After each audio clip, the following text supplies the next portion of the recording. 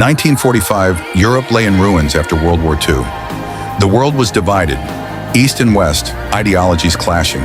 By 1961, tensions escalated. East Germans began fleeing to the West.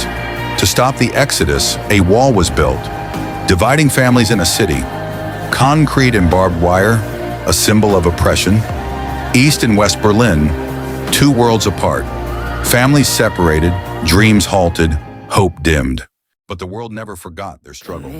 Protests and resistance grew over decades. A world leader spoke words of solidarity.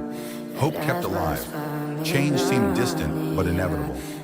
Finally, November 9th, 1989, the wall fell. Tears, laughter, freedom. A city reunited. East met West. Decades of separation vanished in moments. The world watched as hope triumphed over oppression. A symbol of freedom replaced the symbol of division. The Berlin Wall reminds us, walls may divide, but hope unites.